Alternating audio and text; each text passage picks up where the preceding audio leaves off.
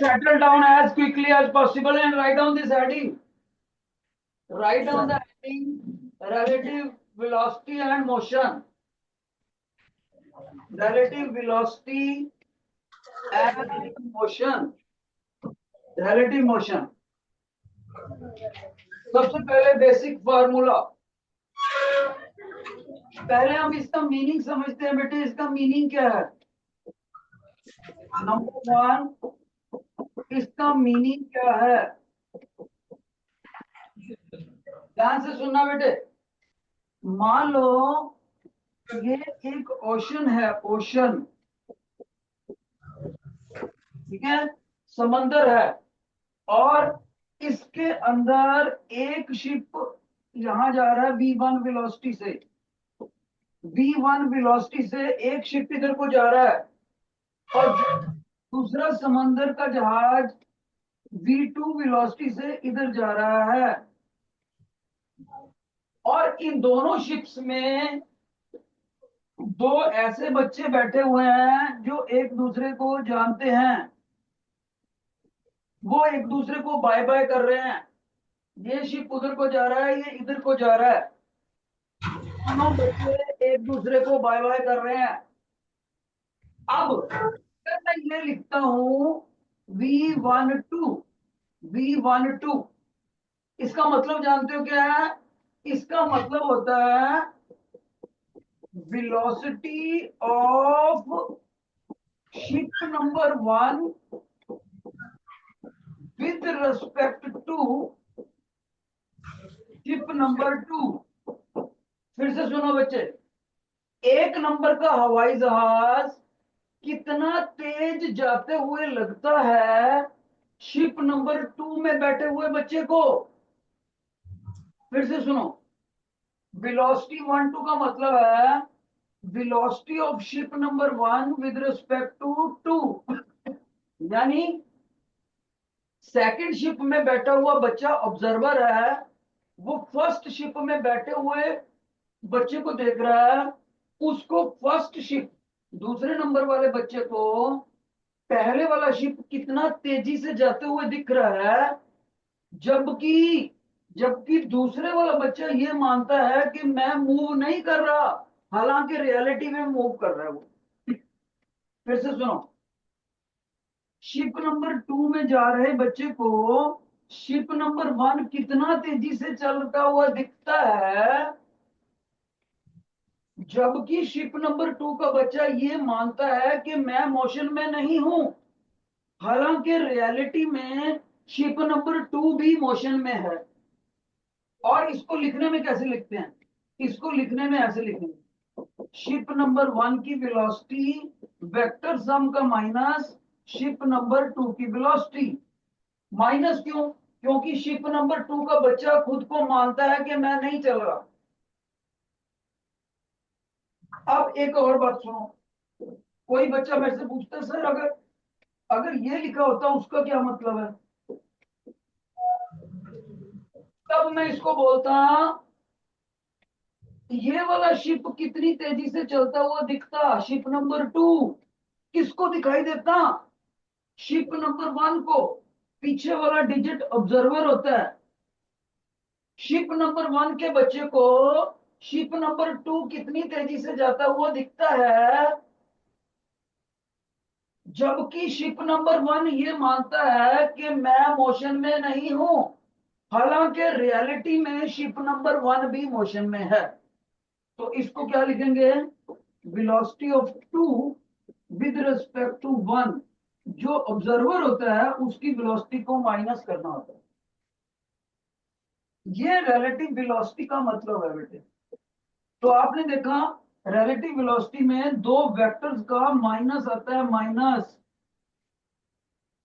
और अगर कोई बच्चा ध्यान से इन दोनों फार्मूलों को देखेगा तो वो आसानी से कह सकता है सर शिप नंबर 1 की velocity with respect to 2 is equal to ship number 2 की वेलोसिटी विद रिस्पेक्ट टू 1, क्योंकि इनको इंटरचेंज करने से ऊपर वाला बन जाएगा, लेकिन माइनस का साइन कॉमन लेना पड़ेगा। यानी इस चीज को मैं ऐसे लिख सकता था, माइनस V1 माइनस V2।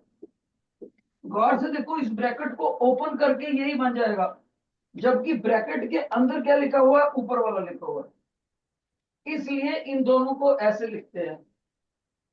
और कोई बच्चा कहेगा सर सिंपल लैंग्वेज में हम इनको क्या बोल सकते हैं?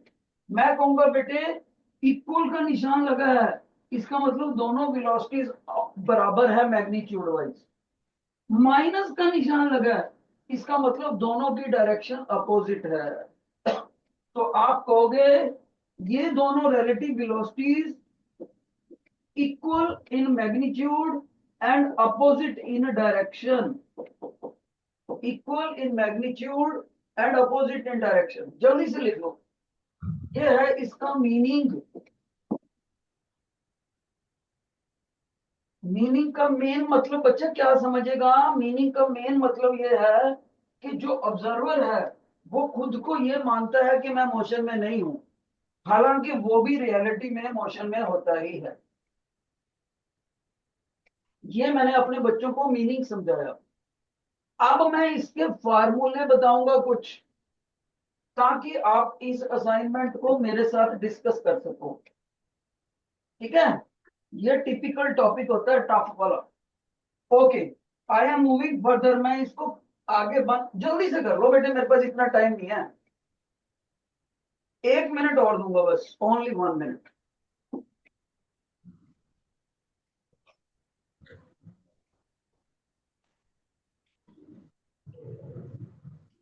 तो वी आर प्रोसीडिंग फर्दर। अब मैं अपने बच्चों को सिखाऊंगा दो वेक्टर्स में माइनस कैसे करते हैं, दो वेक्टर्स में माइनस कैसे करते हैं और उसका फार्मूला क्या है। शाबाश, ध्यान से सुनो बेटे।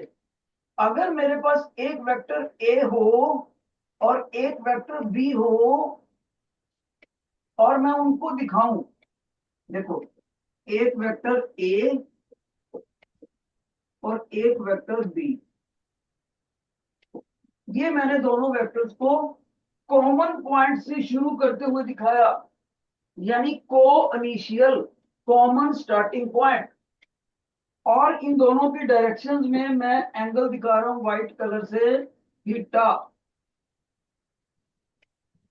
अब मैं यहां पर पैरेललोग्राम कंप्लीट करता हूं। ए वेक्टर के पैरेलल ये डॉटेड लाइन लगाई व्हाइट कलर की, और बी वेक्टर के पैरेलल ये डॉटेड लाइन लगाई ब्राउन कलर की। ब्राउन कलर की लाइन बी वेक्टर के पैरेलल, व्हाइट कलर की लाइन ए वेक्टर के पैरेलल।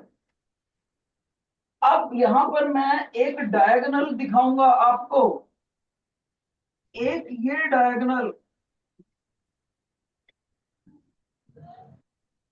ये डायगोनल जो ग्रीन कलर का पैरेललोग्राम ला, पैरेललोग्राम का जो ग्रीन कलर का डायगोनल है वो उसी पॉइंट से शुरू होता है जहां से वेक्टर ए और बी शुरू होते हैं। इस डायगोनल वेक्टर को आर लिख देते हैं, इसको प्राइमरी डायगोनल बोलते हैं, प्राइमरी डायगोनल।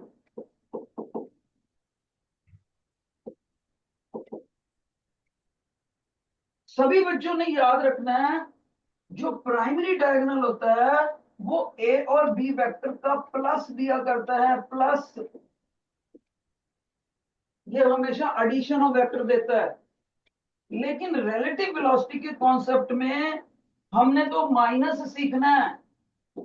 तो जो टीचर पिंक कलर का वेक्टर दिखा रहा है नीचे को, पिंक कलर का डायगोनल डाउनवर्ड, इसको सेकेंडरी डायगोनल बोलते हैं, सेकेंडरी। ये डायगोनल एस से लिखते हैं हम, एस से। ये डायगोनल इन दोनों वेक्टर्स का डिफरेंस देता है, यानी ए वेक्टर माइनस बी वेक्टर। और याद रहे हमने माइनस ही सीखना है। सेकेंडरी डायगोनल दोनों वेक्टर्स का सब्ट्रैक्शन देता है, और सब्ट्रैक्शन ही काम आता है रिलेटिव वेलोसिटी के क्वेश्चन करने में।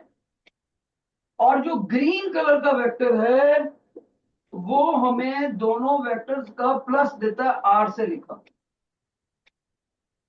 अब इन दोनों के मैग्नीट्यूड निकालने की बारी है। इसको मैग्नीट्यूड कैसे निकालना है, याद रहे हमारे पास ए भी गिवन है, बी भी गिवन है, और थीटा भी गिवन दिया होता है पेपर में। अगर आपको आर का मैग्नीट्यूड निकालना है तो उसका फार्मूला है ये वाला। सभी बच्चे ध्यान से सुनेंगे।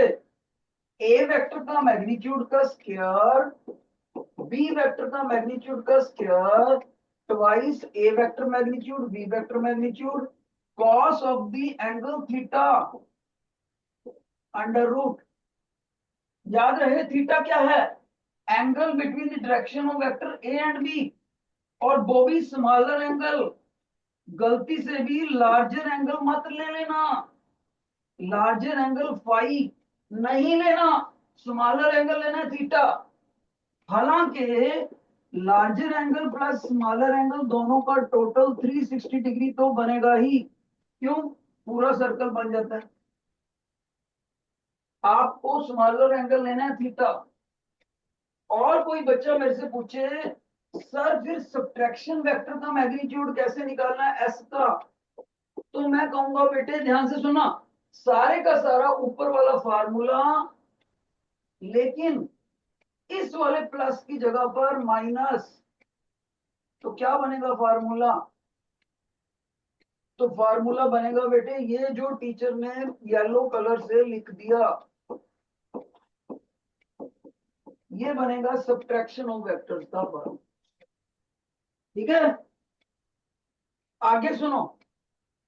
समझदार बच्चे ने नोट कर लिया होगा। आर वेक्टर की डायरेक्शन बतानी हो, आर वेक्टर की डायरेक्शन बतानी हो तो मेरे को अल्फा एंगल बताना पड़ेगा। ये वाला एंगल देखो अल्फा। तो अल्फा बताने के लिए टेन अल्फा निकालना पड़ेगा। अल्फा क्या है, gives direction of R, R vector. वो कैसे निकालते हैं, इस ब्रैकेट को याद करने का तरीका सुनो सभी बच्चे, वरना भूल जाओगे। जिन दो वेक्टरों को हमने ऐड करना होता है, आप देखोगे अल्फा उसमें किसके साथ टच कर रहा है, ए के साथ या बी के साथ। सभी बच्चे कहेंगे सर ए के साथ। जिस वेक्टर से टच कर रहा होता है वो वेक्टर यहां लिखना होता है आपको, उसका मैग्नीट्यूड। जिससे अल्फा वेक्टर नहीं टच कर रहा, इन दोनों में से किससे से नहीं टच कर रहा, बी से, वो यहां भी लिखना है, यहां भी लिखना है, और यहाँ साइन थीटा, यहाँ कॉस थीटा, और बीच में प्लस। ये इसका मेमोरी टूल है। अब इसी तरह से मैंने एस वेक्टर की डायरेक्शन बतानी है। एस वेक्टर की, एस वेक्टर की डायरेक्शन के लिए मेरे को अल्फा डैश निकालना पड़ेगा। अल्फा डैश, कोई बच्चा कहेगा सर अल्फा डैश को डायग्राम में तो दिखाओ पहले। तो मैं बता रहा हूं डायग्राम में देखो अल्फा क्या था। पहले अल्फा देखो, जिधर को आर जा रहा है और जिधर को ए जा रहा है, उन दोनों की डायरेक्शन में अल्फा था। अब अल्फा डैश निकालने लगे हैं। जिधर को एस वेक्टर जा रहा है, ये पिंक कलर का, पिंक कलर का जिधर को एस वेक्टर जा रहा है, पिंक से ड्रा करते हैं हम। ये लो, पिंक की वाली लाइन को मैंने एक्सटेंड कर दिया। और जिधर को येलो कलर का ए वेक्टर जा रहा है, जिधर को येलो कलर का ए वेक्टर जा रहा है, ये जो एंगल है ये वाला, इसको टीचर जिसको डार्क कर रहा है ये वाला, इसको अल्फा डैश बोलेंगे, क्योंकि ये एस की डायरेक्शन और ए की डायरेक्शन के बीच का एंगल है। तो इसको निकालने के लिए क्या फार्मूला है बताना चाहूंगा, सारे का सारा यही फार्मूला है। बस इस प्लस की जगह पर माइनस कर देना है आपने। तो इसका मतलब B sine theta B cos theta, यहां पर ए और यहां माइनस। जल्दी से नोट कर लो ये चारों फार्मूले, जल्दी से जल्दी। इस एक डायग्राम में आपको एडिशन भी आ गया और सब्ट्रैक्शन भी आ गया, दोनों निकालने आ गए हैं, एडिशन भी और सब्ट्रैक्शन भी। लेकिन रिलेटिव वेलोसिटी के क्वेश्चंस में कौन से दो काम आते हैं, उसको टीचर देखो बेटे ब्राउन कलर से टिक कर रहे हैं, एक दो, ये दोनों फार्मूले रिलेटिव मोशन रिलेटिव वेलोसिटी के क्वेश्चन सॉल्व करने में यूज होते हैं। पर क्योंकि एक ही डायग्राम से एडिशन भी समझाई जा सकती थी, इसलिए मैंने आर वेक्टर भी साथ में बता दिया।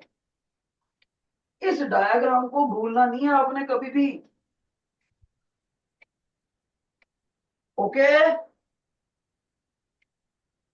अब सभी बच्चे असाइनमेंट निकालो फटाफट। असाइनमेंट बेसिकली मेरे करवाए जाने से पहले आपको आना चाहिए, ये जो मैंने कराया अभी, तभी ये क्वेश्चन होंगे। Open the assignment as quickly as possible. इसका फर्स्ट क्वेश्चन पढ़ना शुरू करो।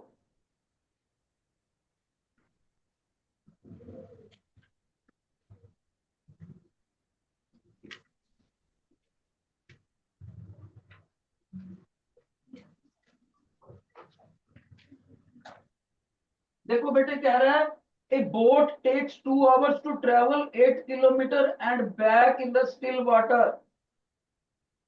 If the velocity of the water is 4 kilometers, the time taken for upgoing 8 kilometers and coming back is। शाबाश, ध्यान से सुनोगे सभी बच्चे। यहां से किश्ती चलती है इधर को, कितना चलती है, 8 किलोमीटर। 8 किलोमीटर चलती है नदी बेटे। ओके, और ये यहां से जाके वापिस आ जाती है, टोटल टाइम लगता है, टाइम टोटल 2 घंटे, 2 आवर। ओके बेटे, और क्या बताया है इसमें, पानी की वेलोसिटी है 4 किलोमीटर पर सेकेंड। मान लो इधर को वाटर की वेलोसिटी लेते हैं, 4 किलोमीटर पर आवर दिया हुआ है। Okay, time taken for going upstream,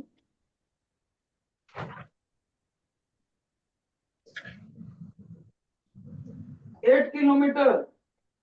A boat takes 2 hours to travel 8 kilometer।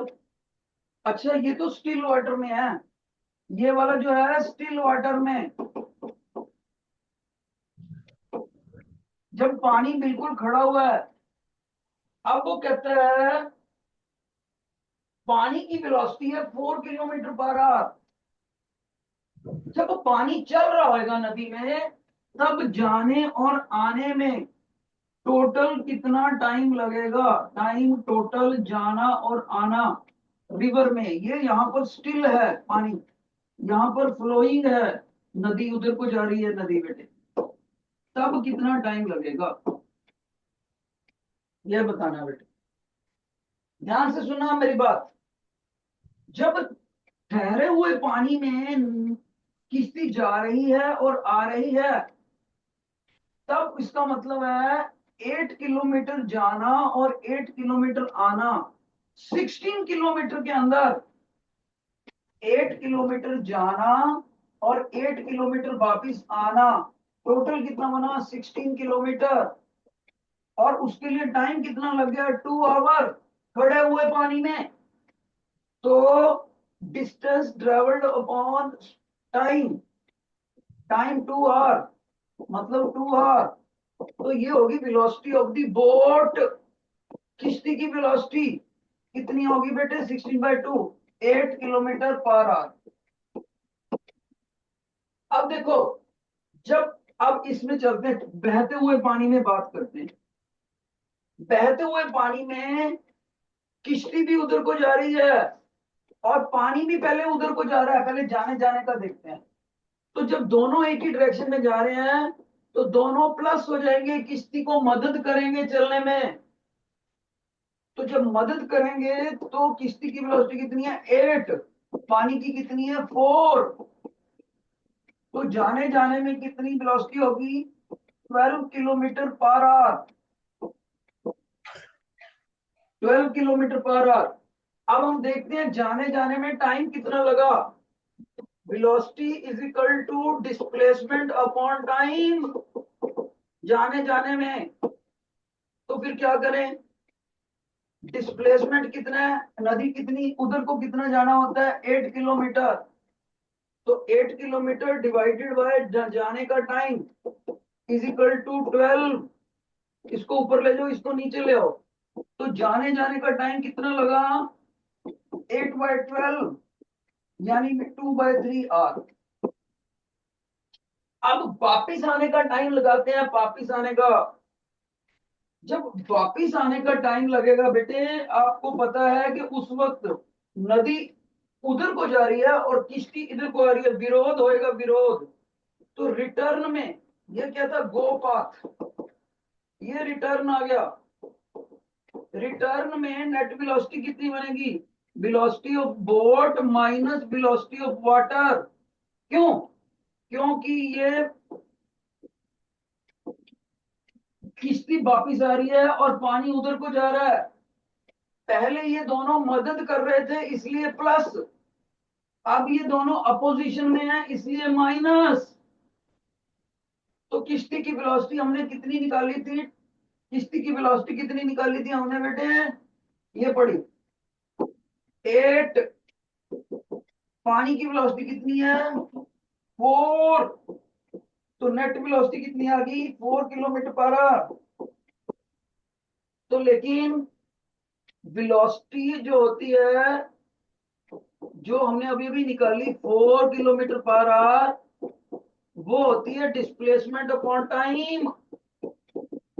Displacement तो वापस आने में अभी भी 8 किलोमीटर ही लगेंगे, इसका मतलब 8 और डिवाइडेड बाय टाइम वापस आने वाला।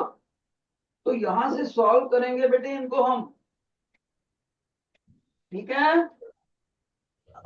तो जब हम इनको सॉल्व करेंगे तो 8 डिवाइडेड बाय 4 वापिस आने का टाइम बन जाएगा 2 घंटे 2 आवर।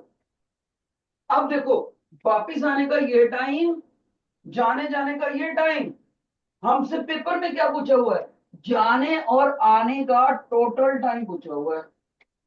इसका मतलब इन दोनों टाइमों को ऐड कर दे, ऐड कर दे बेटे इनको, ठीक है। तो टोटल टाइम कितना हो गया बेटे, टोटल 2/3 +2, इतने घंटे। और ये कितने हो गए गौर से देखो, ये 2/3 के अगर हम मिनट बनाए, मिनट, मिनट कितने बनते हैं बच्चे इसके 2/3 आवर के, किसी 2 घंटे में कितने मिनट होते हैं, कोई बताता ही नहीं। तो 2 × 60 मिनट, एक में घंटे में 60 मिनट डिवाइडेड बाई 3 +2, तो ये 40 मिनट आ जाएंगे। तो 2 आवर 40 मिनट, 2 घंटे और 40 मिनट में वापस आ जाएगी। देखो तो कौन सी ऑप्शन है बच्चे, which option you will take, जल्दी बताओ कौन सी ऑप्शन सही है। अरे असाइनमेंट, सेकंड ऑप्शन सही है, सेकंड। अरे जब सेकंड ऑप्शन सही है तो ऐसे डबल फिंगर करा करो, ट्रिपल सही है तो ट्रिपल करा करो, फर्स्ट ऑप्शन सही है तो सिंगल फिंगर। कौन सी सही है बेटे, डबल, शाबाश। समझ आ गया आपको, ये बच्चे जिनको ये समझ आ गया please raise your right hand, please raise your right hand. Okay,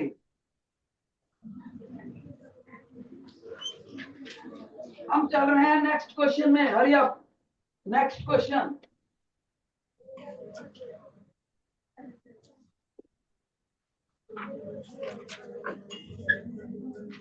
अगला क्वेश्चन देखो। एक नदी है जो 5 मीटर पर सेकंड से फ्लो कर रही है, रिवर वेलोसिटी 5 मीटर पर सेकंड, इतना हमें दे रखा है। और इस रिवर की जो विड्थ है बेटे, जो इसकी विड्थ है वो भी हमें दे रखी है, डी 200 मीटर वाइड। एक बंदा इस रिवर को पार करना चाहता है, कर देता है 25 सेकंड में, shortest time. Time to cross वो भी कम से कम टाइम में, शॉर्टेस्ट 25 सेकंड दे रखा है, 25 सेकंड। अब हमसे पूछता क्या है, if there is no flow and swims with the same velocity, then time taken to cross the river। ये वाला टाइम कब है, जब नदी बह रही है तब वो लड़का गिरा और वापिस आया। कहता अगर नदी फ्लो नहीं करती, नदी की जगह स्विमिंग पूल होता, रिवर इज नॉट फ्लोइंग मतलब स्विमिंग पूल, और इतना ही वाइड होता, तब उसको नदी क्रॉस करने में time to cross in the still water, जब पानी खड़ा हुआ है, कितना टाइम लगेगा, क्वेश्चन मार्क, कितना टाइम लगेगा। शाबाश, बना लो, सारा डाटा लिखो, please write down the data.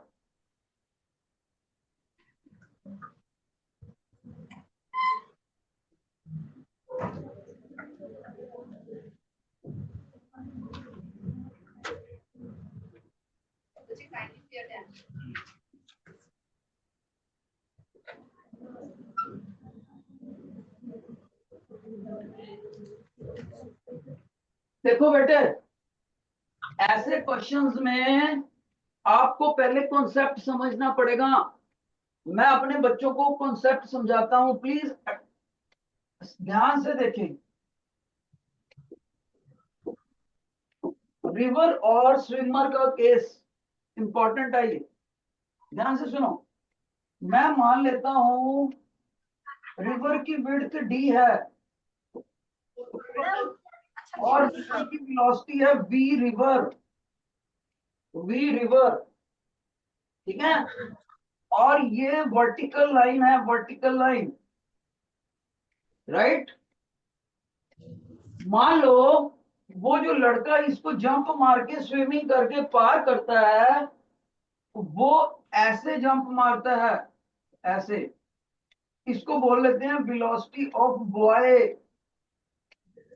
Velocity of boy जो स्विमिंग करता है। अगर मैं आपसे पूछूं कि इस वेलोसिटी ने, वेलोसिटी ऑफ बॉय ने वर्टिकल डॉटेड लाइन से कितना एंगल बनाया, तो आप कहोगे सर मान लो ये एंगल थीटा है।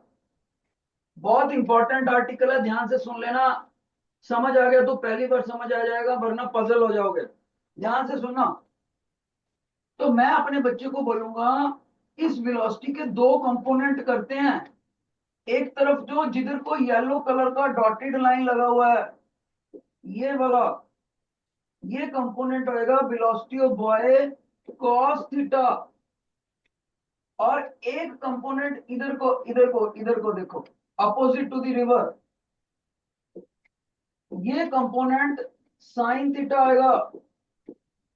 बच्चा कहता है सर आपको कैसे पता है कि वर्टिकल वाला कॉस थीटा होता है और हॉरिजॉन्टल वाला साइन थीटा? ऐसा कोई पॉइंट नहीं है। जिस तरफ एंगल बना होता है उस तरफ परपेंडिकुलर ड्रा करके ये वाला कंपोनेंट जिस पे टीचर मार्कर लगा रहा है, जिस तरफ एंगल बना हुआ है, ये वाला कंपोनेंट जिधर एंगल बना होता है थीटा, वो हमेशा कोसाइन कंपोनेंट होता है। और जिस तरफ एंगल नहीं बना हुआ उधर परपेंडिकुलर ड्रा करेगा टीचर, तो ये वाला कंपोनेंट, ये वाला देखो इधर एंगल नहीं बना, ये हमेशा साइन कंपोनेंट होता है। इसको रेजोल्यूशन ऑफ द वेक्टर्स बोलते हैं। आपको टीचर ने क्लास में समझाया होगा, नहीं तो ये याद रख लो।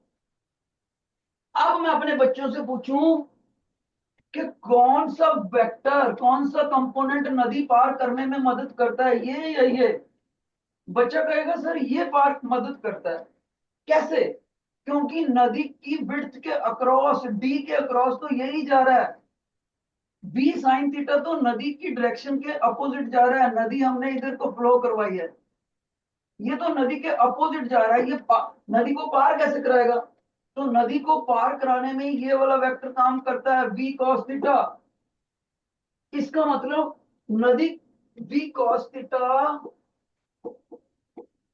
Velocity is equal to displacement upon time to cross the river, जितना टाइम लग गया क्रॉस करने में। इसको इधर ले जाओ, इसको इधर। तो time to cross the river, time to cross the river, ये फार्मूला याद रखना है आपने कि इतने टाइम में नदी पार होगी। अब हमारे क्वेश्चन में उसने मिनिमम टाइम दिया, मिनिमम शॉर्टेस्ट टाइम। ठीक है, तो हम अपने शॉर्टेस्ट टाइम को निकालते हैं। मैं किसी बच्चे को बोलूं कि मैं इस टाइम को कम से कम करना चाहता हूं, क्या करूं?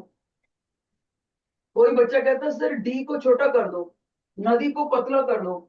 मैं कहूंगा बेटे ये तो मेरे हाथ में नहीं है, रिवर की विड्थ तो गिवन 200 मीटर। कोई बच्चा कहता है सर फिर आप लड़के की वेलोसिटी को बढ़ा दो। मैंने कहा ये भी मेरे हाथ में नहीं है, ये भी लड़के के हाथ में है। मैं तो इस एंगल को एडजस्ट कर सकता हूँ, कॉस थीटा को। अगर कॉस थीटा को मैं मैक्सिमम कर दूं, ये डिवाइड कर रहा है, देखो डिवाइड, तो टाइम अपने आप मिनिमम हो जाएगा। और आप सभी को पता होना चाहिए कॉस थीटा की मैक्सिमम वैल्यू 1 होती है, और 1 कहां पर होती है? जहां कॉस 0 डिग्री हो। एग्रीड है? तो जब कॉस 0 डिग्री होएगा, इसका मतलब जब थीटा 0 डिग्री होएगा, तब ये लड़का नदी को पार करने में मिनिमम टाइम लगाएगा। तो बच्चा कहता है सर येलो उसकी डायरेक्शन थी जंप मारने की नदी में, तो जब थीटा 0 होएगा तब तो उसको नदी के फ्लो के ऐसे मारना पड़ेगा। नदी उधर जा रही है बिल्कुल ऐसे, क्योंकि आप थीटा को 0 करने के लिए कह रहे हो। बिल्कुल सही। तो येलो डायरेक्शन की जंप जंप की बजाय उसको, उस लड़के को मिनिमम टाइम करने के लिए रेड कलर की डायरेक्शन में जंप मारना पड़ेगा, क्योंकि तभी थीटा 0 होएगा। इसका मतलब ये हो गया कि अगर मैंने मिनिमम टाइम लिखना है यहां पर मिनिमम, तो बच्चे कहेगा सर तब आपको लिखो formula D upon V B, और थीटा उस वक्त आपका 0 डिग्री है, तब आप इस टाइम को टाइम टू क्रॉस मिनिमम लिख सकते हैं। मैंने कहा बिल्कुल सही। अब मैं उस बच्चे को क्वेश्चन पे लेके आऊंगा। मैं कहूंगा बेटे कॉन्सेप्ट बन गया, क्वेश्चन में टाइम कितना है मिनिमम? Sir 25 second. रिवर कितनी चौड़ी है? 200 मीटर सर। तो लड़के की वेलोसिटी आ जाएगी, लड़के की वेलोसिटी कितनी आ जाएगी? इसको इधर ले जाओ, इसको इधर ले जाओ। तो लड़के की वेलोसिटी आएगी 200 divided by 25, 8 kilometre per hour. ये लड़के की वेलोसिटी आ गई 8 मीटर पर सेकंड से, 8 मीटर पर सेकंड, 8 मीटर पर सेकंड। अब क्वेश्चन में देखो क्या है। क्वेश्चन में कहता है वो खड़े हुए पानी में कितनी देर में रिवर को पार कर देता। तो जब खड़े हुए पानी में उसने पूछा, हमने टाइम निकालना है। अब देखो लड़के की वेलोसिटी हमें पता लगी है, इस बॉक्से को ध्यान से देखो। लड़के की वेलोसिटी हमें पता लगी है कितनी, ये निकाली 8 मीटर पर सेकंड। नदी की स्विमिंग पूल कितना चौड़ा होता है? Swimming pool 200 metre. Velocity is equal to distance upon time, T dash बोल देते हैं। सर आप स्विमिंग पूल क्यों बोल रहे हो? इस वक्त है तो नदी, क्योंकि उसने स्टिल वाटर कर दिया। जब पानी नदी में बहेगा ही नहीं, खड़ा हुआ है, इसका मतलब एक तरह से स्विमिंग पूल ही है। तब मैं इस टाइम को निकालना चाहता हूं। देखो velocity is equal to displacement upon time, इसको इधर ले जाओ, इसको इधर ले जाओ। तो टी डैश आ गया 200 डिवाइडेड बाय 8। तो टी डैश आ गया बच्चे 25 सेकेंड, 25 सेकेंड।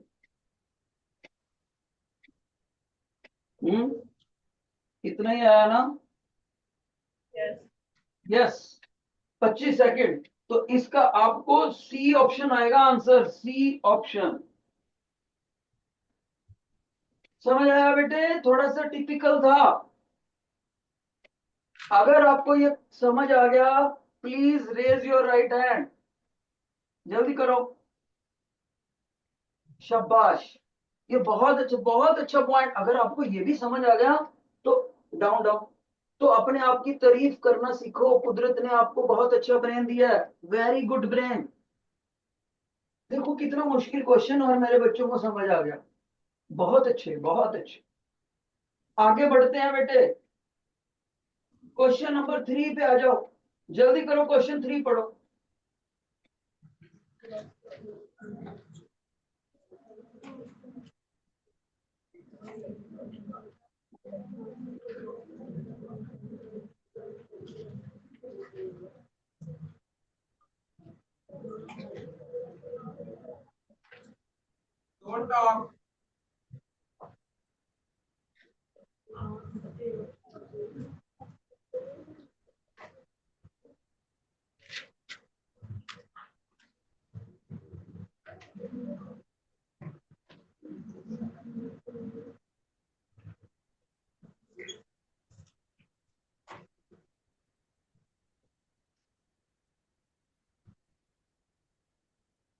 योर अटेंशन, सभी बच्चे ध्यान से देखेंगे अगला question. Dear students, please be attentive. आपको इस क्वेश्चन में क्या कह रहा है कि लड़के की वेलोसिटी है, वेलोसिटी ऑफ द बॉय इतनी। ओके, अब लड़का जिस लड़के की वेलोसिटी होगी और ऊपर से रिवर की वेलोसिटी दे रखी है, रिवर की वेलोसिटी है इतनी।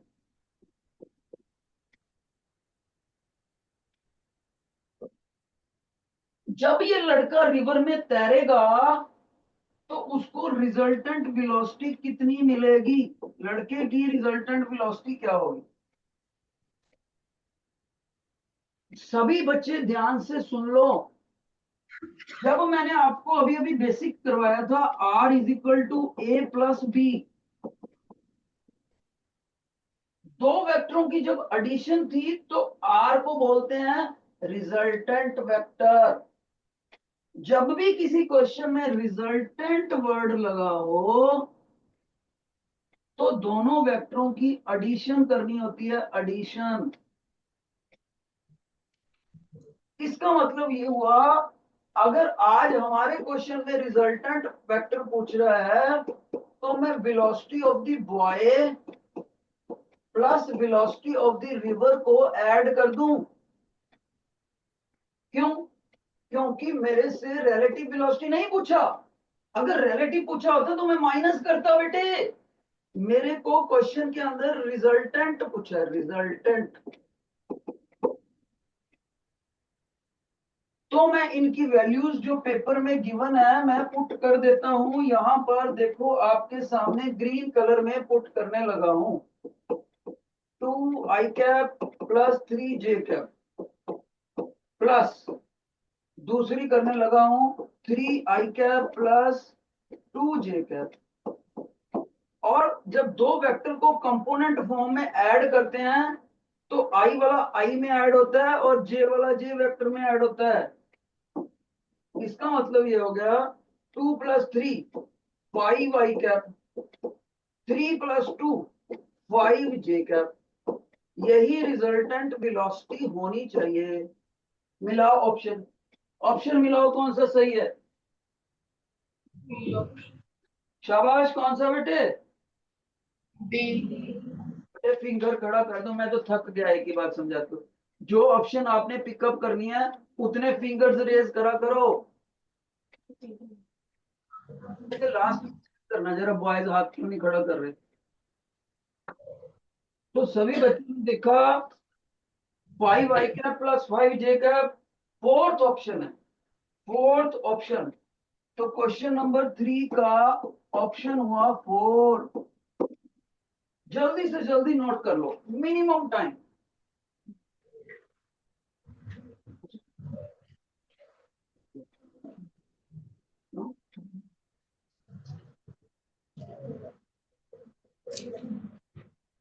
Okay, let's move to the next question.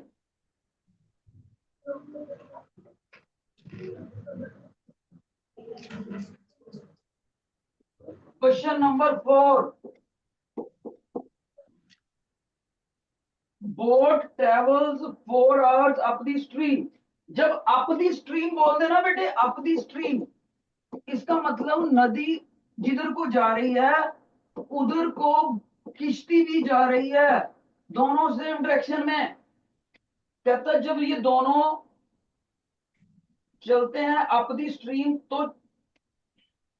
boat travels the distance or in 4 hours up the stream. अच्छा अप द स्ट्रीम है, सॉरी, अप द स्ट्रीम का मतलब अपोजिट, अपोजिट।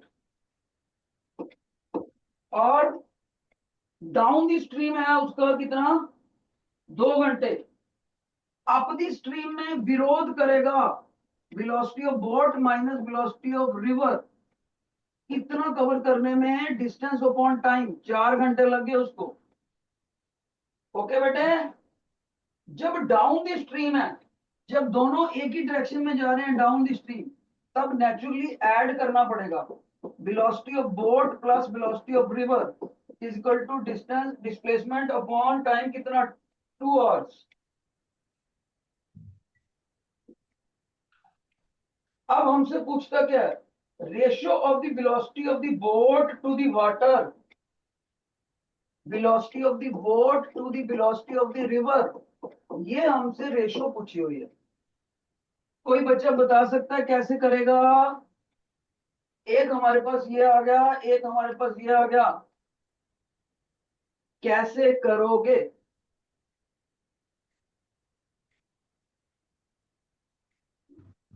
देखो, समझदार बच्चा कहेगा, ध्यान से सुनना, समझदार बच्चा कहेगा सर ये जो आपने यहां पर लिखा है ना, यहां पर d/4, आप इसको ऐसे लिख दो, 1/2 d/2, 1/2 d/2।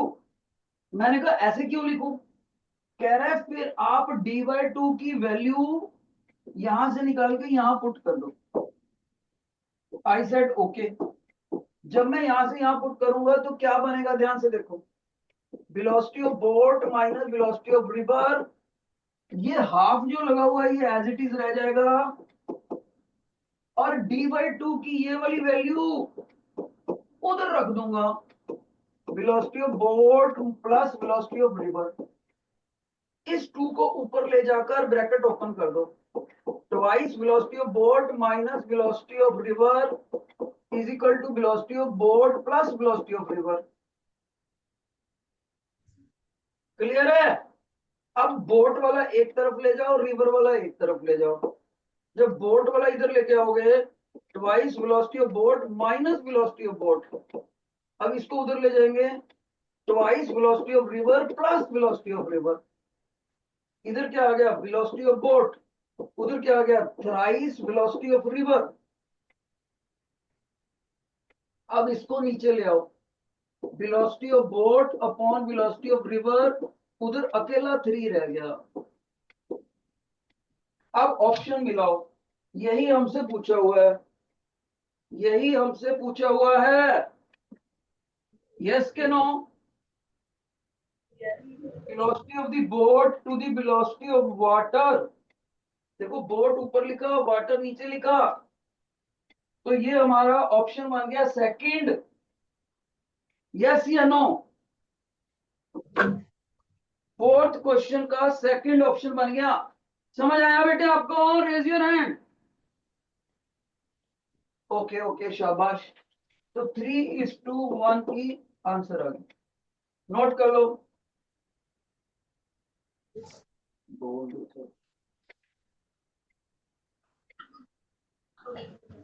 इस तरह से आपको बाकी क्वेश्चन भी सॉल्व करने हैं। मैं आपने सारे क्वेश्चन घर से करके आने हैं, और मैं आपकी प्रॉब्लम्स डिस्कस करूंगा अगले लेक्चर में। ओके बेटे, आपने देखा अभी भी काफी क्वेश्चन बचे पड़े हैं रिलेटिव वेलोसिटी के, तो आपने इनको करके आना है। करोगे प्रैक्टिस? बोलो यस सर, करोगे? Yes. बच्चे ने घबराना नहीं है, एक भी क्वेश्चन ना हो नो प्रॉब्लम, लेकिन आपने ईमानदारी से प्रैक्टिस करनी। मैं आपको एक एक क्वेश्चन समझाऊंगा नेक्स्ट लेक्चर में, ठीक है? आज का बाय बाय। बाय।